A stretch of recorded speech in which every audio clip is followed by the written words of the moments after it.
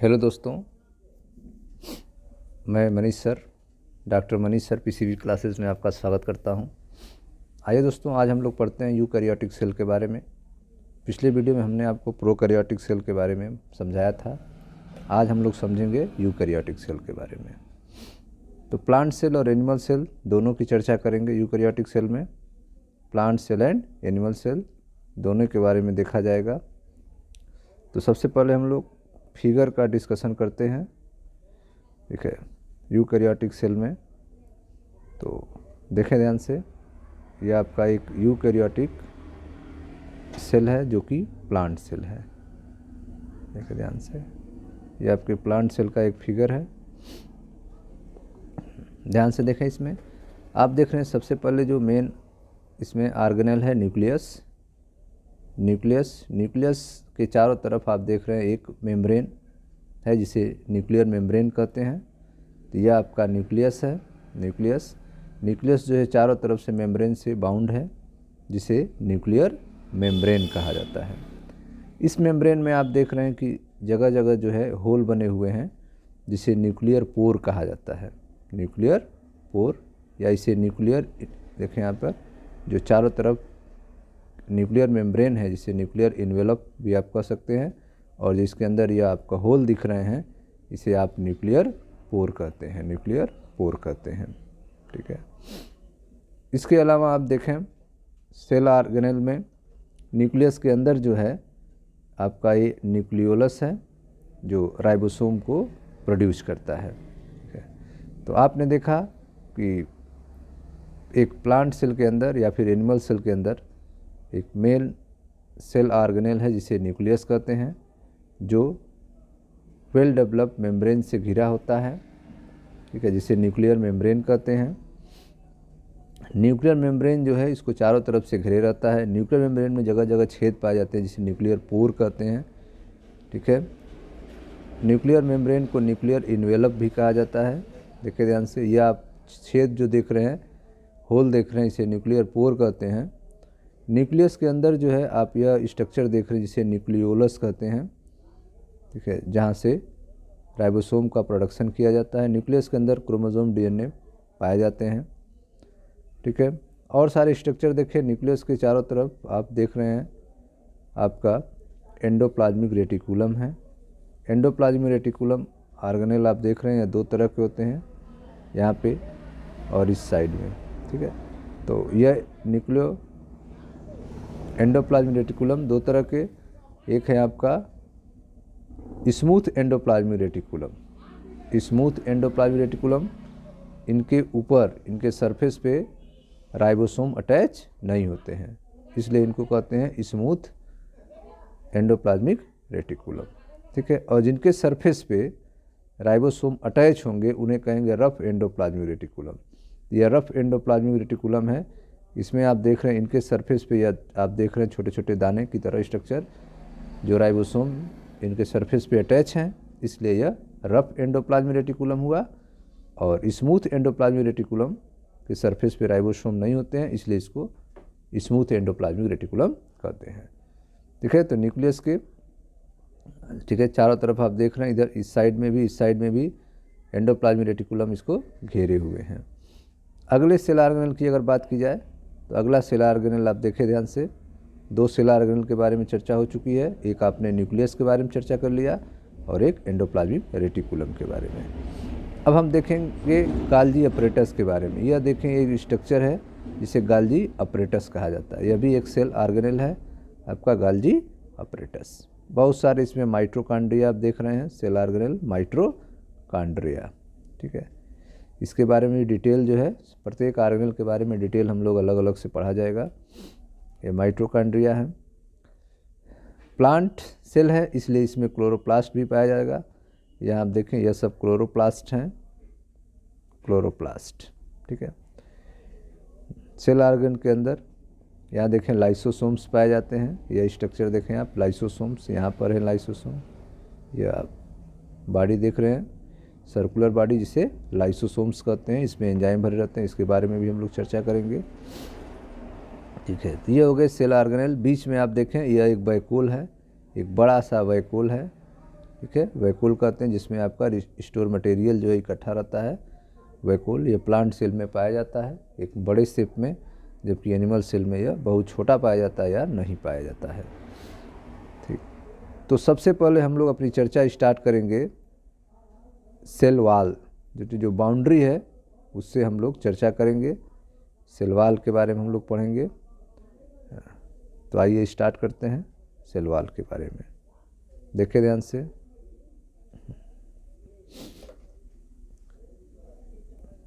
They have well organised membrane bound nucleus and organelle. ठीक है, तो यूकैरियोटिक सेल जो होते हैं ये क्या आते हैं, मेम्ब्रेन, ठीक है, इनमें membrane bound nucleus and organelle.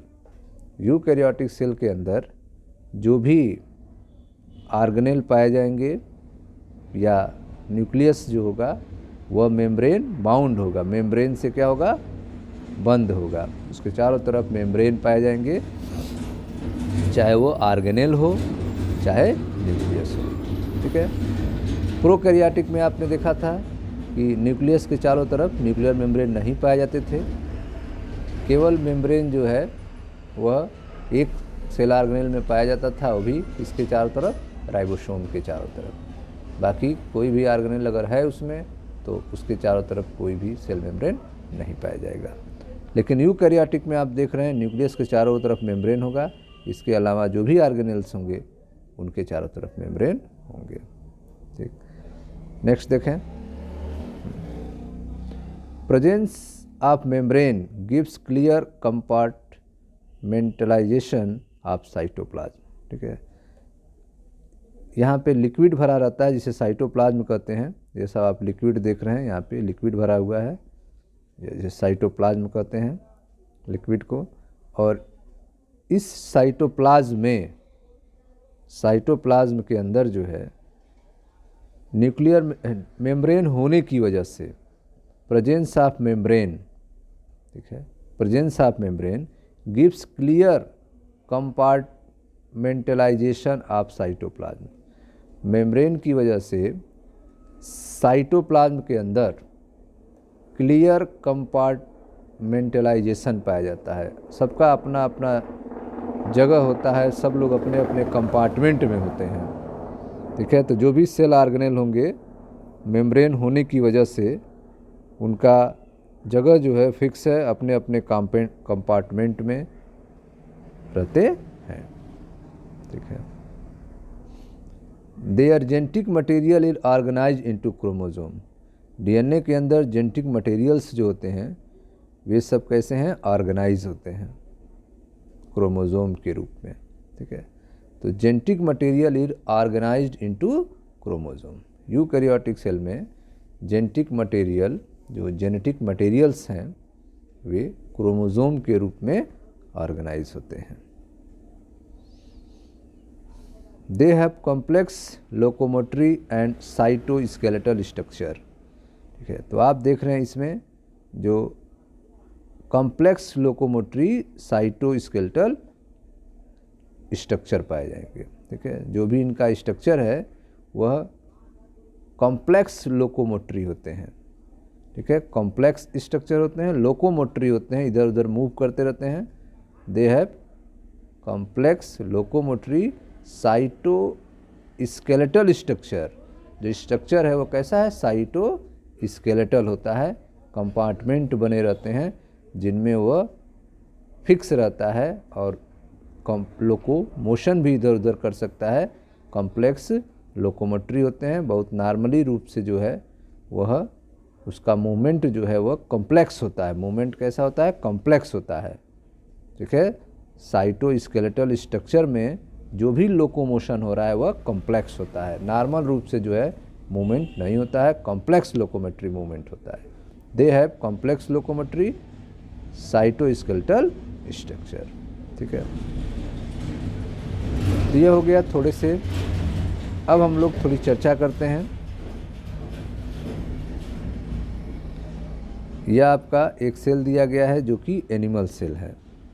Animal cell को आप देखें, वो भी आपने प्लांट सेल के बारे में हमने आपको बताया था। अब थोड़ा एनिमल सेल के बारे में भी समझ लेते हैं, फिर आगे पढ़ा जाएगा। तो एनिमल सेल में अगर ध्यान से आप देखें तो इनमें भी सेल ऑर्गेनेल पाए जाते हैं और मेम्ब्रेन से बाउंड होते हैं। सेल ऑर्गेनेल पाए जाते हैं, मेम्ब्रेन से बाउंड होते हैं। इनके अंदर कौन कौन सेल ऑर्गेनेल है, तो आप देखें इनमें भी न्यूक्लियस पाया जा रहा है, ठीक है, जो न्यूक्लियर मेम्ब्रेन से घिरा हुआ है। और न्यूक्लियर मेम्ब्रेन में न्यूक्लियर पोर पाया जा रहा है, ठीक है, न्यूक्लियर मेम्ब्रेन या न्यूक्लियर इन्वेलप है। न्यूक्लियस के अंदर आप देख रहे हैं यहाँ पे न्यूक्लियोलस है, ठीक है, न्यूक्लियस के अंदर न्यूक्लियोलस है। इस न्यूक्लियस के चारों तरफ भी आप देख रहे हैं दो तरह के एंडोप्लाज्मिक रेटिकुलम हैं। स्मूथ एंडोप्लाज्मिक रेटिकुलम जिसके सरफेस पे राइबोसोम अटैच नहीं होंगे, और रफ एंडोप्लाज्मिक रेटिकुलम जिसके सरफेस पे राइबोसोम अटैच होते हैं। ठीक, अब जो है देखा जाए कि जो लिक्विड भरा रहता है एनिमल सेल में वो है साइटोप्लाज्म, ठीक है। साइटोप्लाज्म जो है एनिमल सेल में भरा रहता है। एनिमल सेल में आप देख रहे हैं यहाँ पर थोड़े उभार निकले हुए हैं जिन्हें माइक्रोबिलाई कहा जाता है, ठीक है। एनिमल सेल के अंदर सेंट्रियोल पाए जाते हैं, सेंट्रियोल पाए जाते हैं जो प्लांट सेल में नहीं पाए जाते हैं, ठीक है। सेंट्रियोल पाए जाते हैं जो प्लांट सेल में नहीं पाए जाते हैं। गाल्गी अपरेटस पाया जाता है जो कि प्लांट सेल में भी पाया जाता है। लाइसोसोम पाए जाते हैं जो कि प्लांट सेल में भी पाया जाता है। पैराक्सीसोम्स पाए जाते हैं, ठीक है। माइटोकॉन्ड्रिया आप देख रहे हैं, माइटोकॉन्ड्रिया पाया जाता है। राइबोसोम्स पाया जाता है, ये दोनों पाए जाते हैं, ठीक है। तो यह सारे स्ट्रक्चर्स जो हैं एनिमल सेल में भी पाए जाते हैं। न्यूक्लियस के बारे में भी आपने देख लिया। तो सबसे पहले जो है हम लोग चर्चा करेंगे आउटर मेम्ब्रेन के बारे में, ठीक है। आउटर मेम्ब्रेन में हम देखेंगे पहले प्लांट सेल के आउटर मेम्ब्रेन के बारे में। तो ध्यान से आप देखें, यह प्लांट सेल का आउटर मेम्ब्रेन है जिसमें आपको 3 लेयर दिखाई दे रहे हैं। प्लांट सेल के आउटर मेम्ब्रेन में आपको 3 लेयर दिखाई दे रहे हैं। सबसे बाहर की तरफ जो है आप आउटर लेयर देख रहे हैं जिसको सेल वॉल कहा जाता है, ठीक है। सबसे बाहर की तरफ एक लेयर है जिसे क्या कहते हैं, सेल वॉल, और बीच में एक लेयर है जिसे मिडल लैमिला कहा जाता है, मिडल लैमिला कहा जाता है, ठीक है। और अंदर एक लेयर है जिसे प्लाज्मा मेम्ब्रेन कहते हैं, ठीक है। तो एक प्लांट सेल के चारों तरफ जो है 3 लेयर पाए जाते हैं। सबसे बाहरी जो है सेल वॉल है, उसके अंदर वाले पार्ट को मिडिल लैमिला कहते हैं, और सबसे अंदर जो होता है वह प्लाज्मा मेम्ब्रेन होता है, ठीक है। प्लांट सेल में ऐसा होता है, लेकिन एनिमल सेल में सेल वॉल और मिडिल लैमिला नहीं पाए जाते हैं, ठीक है। लास्ट वाला लेयर पाया जाता है जिसे आप प्लाज्मा मेम्ब्रेन कहते हैं। आप फिगर देख सकते हैं, यह है प्लाज्मा मेम्ब्रेन जो एनिमल सेल में पाया जाता है। एक ही लेयर इसके चारों तरफ पाए जाते हैं जिसे प्लाज्मा मेम्ब्रेन कहते हैं। जबकि प्लांट सेल में आप देख रहे हैं 3 लेयर है। सबसे अंदर वाला प्लाज्मा मेम्ब्रेन है, उससे बाहर मिडिल लैमिला है, और सबसे बाहर जो है सेल वॉल है, ठीक है। आइए थोड़ी सी स्टडी करते हैं पहले, उसके बारे में फिर स्ट्रक्चर को समझा जाएगा। तो सेल मेम्ब्रेन के बारे में हम लोग पहले स्टार्ट करते हैं, सेल मेम्ब्रेन के बारे में पढ़ते हैं। चलिए, तो अभी हमने आपको प्लांट सेल मेम्ब्रेन के बारे में बताया था। अब थोड़ा एनिमल सेल मेम्ब्रेन के बारे में भी, इसका भी क्लोज स्ट्रक्चर देख लेते हैं। यहाँ देखें फिगर, यह फ्लूइड मोज़ेक मॉडल है जो मेम्ब्रेन के बारे में समझाता है, एनिमल मेम्ब्रेन के बारे में। तो देखें ध्यान से इसको। इस मेम्ब्रेन में आप देख रहे हैं जो कि प्लाज्मा मेम्ब्रेन है, ठीक है। इस मेम्ब्रेन में आप देख रहे हैं ये बाई लेयर का बना हुआ है, ठीक है। यह बाई लेयर का बना हुआ है। इसमें 2 तरह के प्रोटीन हैं, एक प्रोटीन बाहर की तरफ है और एक धसे हुए प्रोटीन हैं। 2 तरह के प्रोटीन पाए जाते हैं। फ्लूइड मोज़ेक मॉडल सिंगर और निकोलसन ने इसे दिया था, ध्यान से समझे इसमें। तो आप देख रहे हैं एक प्रोटीन जो है जो धसा हुआ है जिसे इंटीग्रल प्रोटीन कहते हैं। यह प्रोटीन आप देख रहे हैं जो कि क्या है, धसा हुआ है, जिसे कहते हैं इंटीग्रल प्रोटीन, ठीक है। तो यह आपका प्रोटीन है जिसे कहेंगे हम इंटीग्रल प्रोटीन। और यह प्रोटीन जो है कुछ बाहर निकले हुए हैं, ठीक है। प्रोटीन जो हैं बाहर निकले हैं, जिन्हें आउटर प्रोटीन आप कह सकते हैं। यह बाहर निकले हुए हैं, ठीक है, ठीक है। यह आपके एक्सटर्नल प्रोटीन है, यह आपका इंटरनल प्रोटीन है, ठीक है। लिपिड के 2 लेयर होते हैं, बाई लेयर लिपिड होते हैं। यह देखें, यह 2 लेयर हैं लिपिड के, ये आपके बाई लेयर लिपिड लेयर होते हैं। लिपिड बाई लेयर के होते हैं, 2 लेयर हैं। इस लिपिड पे आप देखें शुगर जो है मॉलिक्यूल जो है इस लिपिड बाई लेयर पे लगे रहते हैं, ठीक है। यह शुगर मॉलिक्यूल है, लिपिड बाई लेयर के लगे हैं, ठीक है। ये हो गए सिंगर निकोल्सन का यह फ्लूइड मोज़ेक मॉडल है। प्रोटीन दो तरह के हैं, एक इंटीग्रल प्रोटीन है और एक एक्सटर्नल प्रोटीन है, और जो है बाई लेयर के लिपिड हैं। आइए अब इसको स्टडी किया जाए, देखें ध्यान से।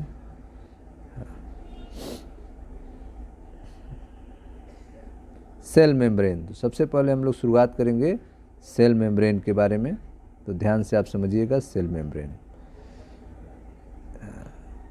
Cell membrane chemical study on human RBC show that all cell membrane is composed of lipid bilayer, protein and carbohydrate।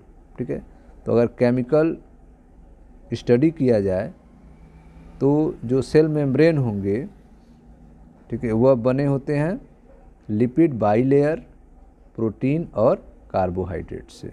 ठीक है, chemical studies of human RBC, ठीक है, ह्यूमन आरबीसी की बात की जा रही है, एनिमल सेल की बात की जा रही है। Chemical study of human RBC show that cell membrane is composed of lipid bilayer. Cell membrane जो है वो लिपिड बाइलेयर के बने होते हैं। ठीक है, लिपिड के दोहरे लेयर होते हैं, प्रोटीन होता है और कार्बोहाइड्रेट होता है। ठीक है, तो chemical study on human RBC show that cell membrane is composed of lipid bilayer, protein and carbohydrate.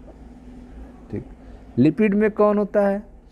तो लिपिड में जो है वह मेनली फास्फोग्लिसराइड होता है। Lipid mainly phosphoglycerides. ठीक है, अब ये जो लिपिड बाइलेयर होते हैं उनमें भी दो पार्ट होते हैं। फिगर में आपने देखा होगा, इस तरह से दो पार्ट हैं लिपिड में, देखें ध्यान से।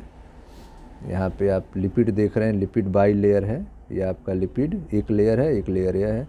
इसमें आप देख रहे हैं यह ऊपर वाला हिस्सा है और यह हेड है और यह टेल है। नीचे वाले में भी हेड इधर है और टेल अंदर है। तो टेल जो है अंदर की तरफ है और हेड जो है बाहर की तरफ है। तो इन दोनों की अलग अलग विशेषताएँ होती हैं हेड और टेल की, उसी के बारे में हम लोग चर्चा करेंगे। तो देखें ध्यान से,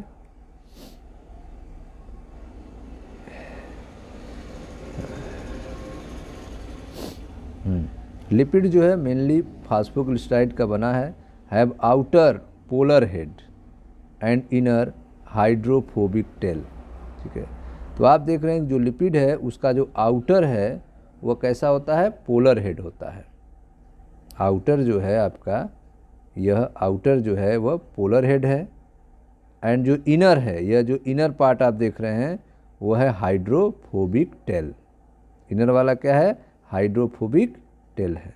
अंदर वाला हाइड्रोफोबिक टेल है और बाहर वाला जो हेड है वो पोलर होता है। ठीक, इससे क्या होता है? So the non polar tail, tail कैसा है? नॉन पोलर है। जो हाइड्रोफोबिक टेल है वह कैसा है? नॉन पोलर है, जबकि हेड कैसा है? पोलर है। ठीक है, पोलर मतलब चार्ज होंगे, उस पर प्लस माइनस चार्ज हो सकते हैं पोलर हेड, और टेल पर कोई चार्ज नहीं है। ठीक है, इससे क्या होगा चार्ज होने से? तो देखें ध्यान से, outer polar head and inner hydrophobic tail, so non polar tail of saturated hydrocarbon is protected from the aqueous environment. ठीक है, तो जो नॉन पोलर टेल हैं, ठीक है, नॉन पोलर टेल है, तो टेल कैसा है इसका? नॉन पोलर है। टेल कैसा है? नॉन पोलर है, और हेड कैसा है? पोलर है। ठीक है, तो आपका नॉन पोलर टेल जो है वह बचाएगा वाटर से, एक्वस इन्वायरमेंट से बचाएगा, वाटर से बचाएगा। ठीक है, हेड को नहीं बचा पाएगा। हेड जो है बाहर है, एक साइड में बाहर की तरफ हेड है और टेल अंदर की तरफ है, और फिर आप देख रहे हैं हेड बाहर की तरफ है और टेल अंदर की तरफ है। टेल कैसे हैं? नॉन पोलर हैं। टेल जो है नॉन पोलर हैं, इसलिए यह जो है वाटर से बचे रहेंगे, क्योंकि वाटर जो होता है वह पोलर होता है। वाटर कैसा है? पोलर है। ऑक्सीजन पे माइनस होता है, हाइड्रोजन प्लस होता है, तो ये पोलर होता है। ठीक है, और आपका हेड भी कैसा होता है? पोलर होता है। हेड भी क्या होता है? पोलर होता है। इस पर भी चार्ज होंगे। ठीक है, तो हेड जो है भीग जाएगा पोलर होने की वजह से, ठीक है, सेम सेम को डिजॉल्व करेगा। तो हेड जो है भीग जाएगा लेकिन टेल जो है नहीं भीगेगा, जिससे एक्वस इन्वायरमेंट से टेल क्या होगा, बचा रहेगा। ठीक है, तो टेल जो है एक्वस इन्वायरमेंट से बचा रहेगा लेकिन हेड जो है पोलर होने की वजह से वाटर से बचा नहीं रहेगा। ठीक, देखें ध्यान से। तो outer polar head or head and inner hydrophobic tail, so non polar tail of saturated hydrocarbon is protected from aqueous environment. ठीक है, तो एक्वस इन्वायरमेंट से, ठीक है, वाटर मीडियम से, एक्वस इन्वायरमेंट से टेल जो है बचा रहेगा क्योंकि वह क्या है, नॉन पोलर है। लेकिन हेड नहीं बचा रहेगा क्योंकि हेड पोलर है तो वाटर भी पोलर होता है, तो वह नहीं बचा पाएगा लेकिन टेल बच जाएगा। ठीक, तो ये हो गया उसके लिपिड्स के बारे में। अब हम लोग आगे देखें, ratio of protein and lipid varies in different cell. ठीक है, अलग अलग सेल में प्रोटीन और लिपिड की जो रेशियो है वह अलग अलग होती है। जैसे एग्जांपल लेते हैं, in human RBC membrane has 52% protein and 40% lipid. ठीक है, अगर मानव के आरबीसी की बात की जाए, ह्यूमन आरबीसी की बात की जाए, तो इसके मेम्ब्रेन में 52% प्रोटीन होता है और 40% लिपिड्स होता है। तो ratio of protein and lipid varies in different cell. Protein और लिपिड की परसेंटेज जो है, रेशियो जो है, चेंज होता है। ह्यूमन आरबीसी में देखा जाए तो इसके मेम्ब्रेन में 52% प्रोटीन होते हैं और 40% लिपिड होते हैं। ठीक है, अब जो प्रोटीन है वो कितने टाइप के होते हैं उसकी चर्चा करेंगे हम लोग। बेस्ड ऑन, ठीक है, based on easy of extraction membrane protein are 2 type. ठीक है, एक्सट्रैक्शन के आधार पे मेम्ब्रेन प्रोटीन जो होते हैं वो कितने आधार टाइप के होते हैं, 2 तरह के होते हैं। एक तो अंदर धसे रहते हैं, ठीक है, और एक बाहर बाहर रहते हैं। तो इंटीग्रल प्रोटीन जो धसे रहते हैं अंदर की तरफ, ठीक है, और एक एक्सटर्नल प्रोटीन जो बाहर की तरफ होते हैं। तो सबसे पहले ठीक है, इंटीग्रल प्रोटीन की बात करते हैं। Integral protein partially or totally buried in membrane. ठीक है, तो इंटीग्रल प्रोटीन जो है वह आंशिक रूप से या कंप्लीट रूप से मेम्ब्रेन में क्या होते हैं, धसे रहते हैं। पार्शली रूप से या कंप्लीट रूप से मेम्ब्रेन में धसे रहते हैं। ठीक, इन्हें इंटीग्रल प्रोटीन कहेंगे। जैसे आप देख रहे हैं फिगर, यह आपका इंटीग्रल प्रोटीन है जो कंप्लीट रूप से या आंशिक रूप से धंसा रहेगा मेम्ब्रेन में। दूसरा होता है पेरिफेरल प्रोटीन। दूसरा कौन होता है, पेरिफेरल प्रोटीन जो बाहर बाहर रहता है। Peripheral protein lie on the surface of membrane. यह कहाँ रहेगा, सरफेस ऑफ मेम्ब्रेन, मेम्ब्रेन के सरफेस पे पाया जाएगा। कौन सा, पेरिफेरल प्रोटीन। ठीक है, अब हम लोग मेम्ब्रेन के बारे में चर्चा करेंगे और यह चर्चा मुख्य रूप से fluid mosaic model of cell membrane का होगा जिसे सिंगर और निकोलसन ने दिया था। यही एडवांस मॉडल है आपके लेवल पे। ठीक है, तो देखें ध्यान से, fluid mosaic model of cell membrane proposed by Singer and Nicolson in 1972। Fluid mosaic model जो है सिंगर और निकोलसन के द्वारा 1972 में दिया गया था।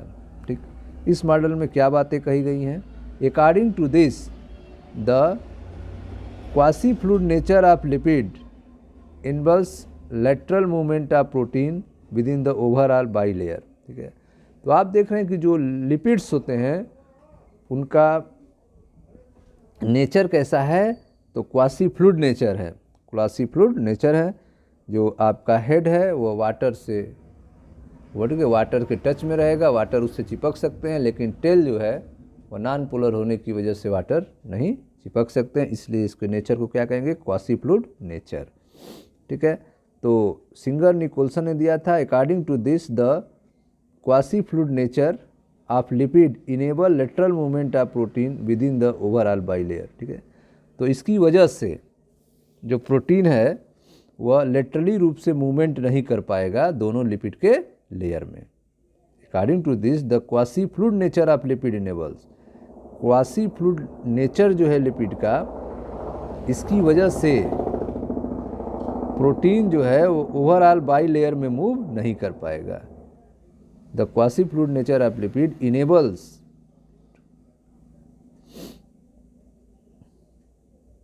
अच्छा, देखिए ध्यान से, गलत हो रहा है। According to this the quasi fluid nature of lipid, lipid के क्वासी फ्लूइड नेचर होने की वजह से यह योग्य हो जाते हैं, इनेबल्स हो जाते हैं क्या, lateral movement of protein within the overall bilayer. ठीक है, प्रोटीन का जो मूवमेंट है, लैटरल मूवमेंट जो है, वह बाई लेयर रूप से संभव हो जाता है। क्यों संभव हो जाता है? Quasi fluid nature of lipid की वजह से। लिपिड के क्वासी फ्लूइड नेचर की वजह से प्रोटीन का लेटरल मूवमेंट जो है ओवरऑल बाई लेयर में पॉसिबल हो जाता है, संभव हो जाता है। ठीक है, तो according to this the quasi fluid nature of lipid enable lateral movement of protein within the overall bilayer. This ability to move within the membrane is measured as a fluidicity. ठीक है, इस क्षमता की वजह से, ठीक है, membrane की फ्लूइडिसिटी को नापा जा सकता है, मेजर किया जा सकता है।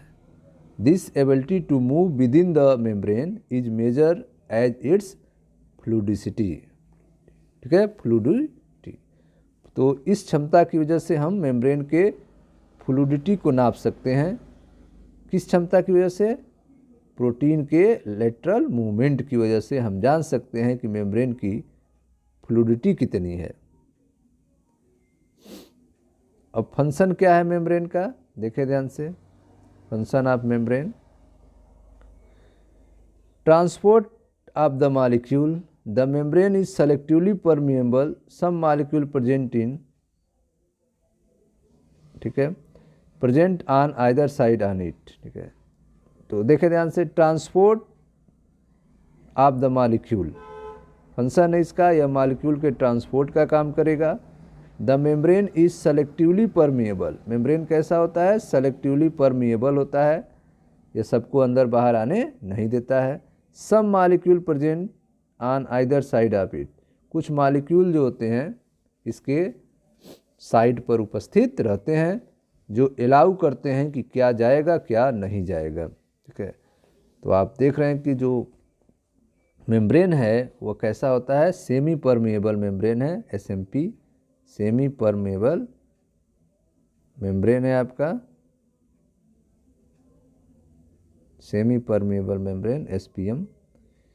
ठीक है, इसकी वजह से ही सारे मॉलिक्यूल्स जो हैं अंदर नहीं जा सकते हैं, ना बाहर आ सकते हैं। सेलेक्टिवली परमिएबल होने की वजह से, due to the fluid nature, the plasma membrane can help in cell growth, formation of intercellular junction, secretion, endocytosis, cell division. ठीक है, तो आप देख रहे हैं कि फ्लूइड नेचर होने की वजह से, मेम्ब्रेन का फ्लूइड नेचर होने की वजह से प्लाज्मा मेम्ब्रेन जो है हेल्प करती है, मदद करती है किसमें? सेल ग्रोथ में, फॉर्मेशन ऑफ इंटरसेलुलर जंक्शन में, दो सेलों को आपस में जुड़ने में, सिक्रीशन में, एंडोसाइटोसिस में, सेल डिवीजन में।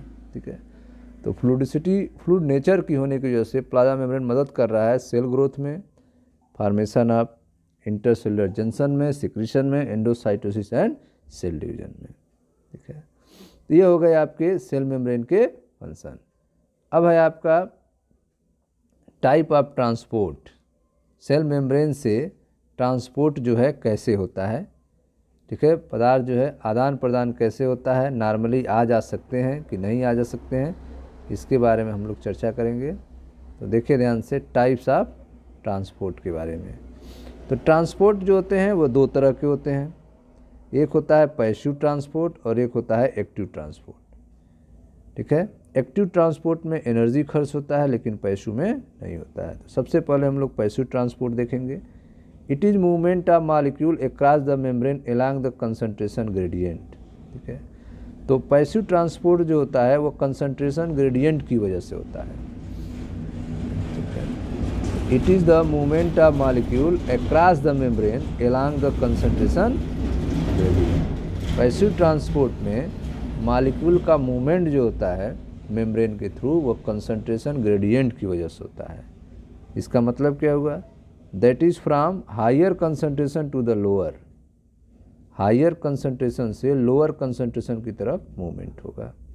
Without the expenditure of energy, बिना एनर्जी के खर्च किए हुए। ठीक है, तो आप देख रहे हैं higher concentration to the lower, higher concentration से लोअर कंसंट्रेशन में मूवमेंट हो रहा है विदाउट एक्सपेंडिचर ऑफ एनर्जी, बिना एनर्जी को खर्च किए हुए। तो इसे क्या कहेंगे? पैसिव ट्रांसपोर्ट कहेंगे। और ये दो टाइप के होते हैं, simple diffusion and osmosis. Simple diffusion and osmosis. ठीक है, सिंपल डिफ्यूजन क्या होता है? देखें ध्यान से, it is the movement of neutral solute across the membrane. जो न्यूट्रल सॉल्यूट होते हैं, न्यूट्रल सॉल्यूट जो होते हैं वह मेम्ब्रेन के आर पार इनका मूवमेंट होता है, जिसे कहते हैं सिंपल डिफ्यूजन।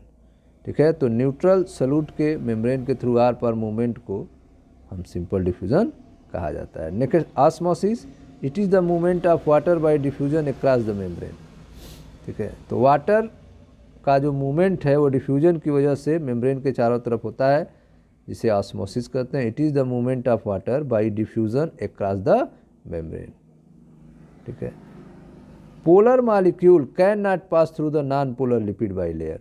ठीक है, तो जो पोलर मॉलिक्यूल होते हैं वे non polar lipid bilayer से पास नहीं हो सकते हैं। ठीक है, polar molecule can not pass through the non polar lipid bilayer. Lipid का आप देखे थे कि नॉन पोलर रीजन भी होता है, जो टेल होता है वह नॉन पोलर होता है और हेड पोलर होता है। तो जो पोलर मॉलिक्यूल होंगे वह पास नहीं हो पाएंगे लिपिड बाई लेयर से। तो इसके लिए क्या होगा? तो इसके लिए so they require membrane carrier protein for transport. इसके लिए मेम्ब्रेन कैरियर प्रोटीन की ज़रूरत होगी। ठीक है, मेम्ब्रेन कैरियर प्रोटीन होगी जो पार कराने का काम करेगी। ठीक है, तो आप देख रहे हैं कि सिंपल डिफ्यूजन, इसमें क्या होता है? इसमें जो न्यूट्रल सॉल्यूट्स होते हैं वो मेम्ब्रेन के आर पार हो जाते हैं। ऑस्मोसिस में it is the movement of water by diffusion across the membrane. इसमें वाटर का मूवमेंट जो है डिफ्यूजन के थ्रू होता है।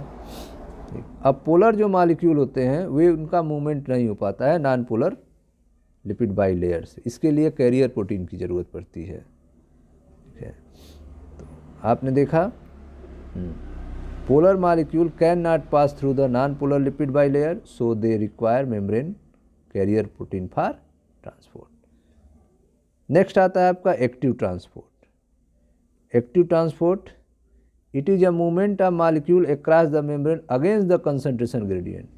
कंसंट्रेशन ग्रेडियंट के अगेंस्ट जब मॉलिक्यूल का मूवमेंट होगा तो उसे हम कहेंगे active transport. It is the movement of molecule across the membrane against the concentration gradient. Concentration gradient के विरुद्ध मॉलिक्यूल के मूवमेंट को एक्टिव ट्रांसपोर्ट कहेंगे और इसके लिए एनर्जी की ज़रूरत होगी।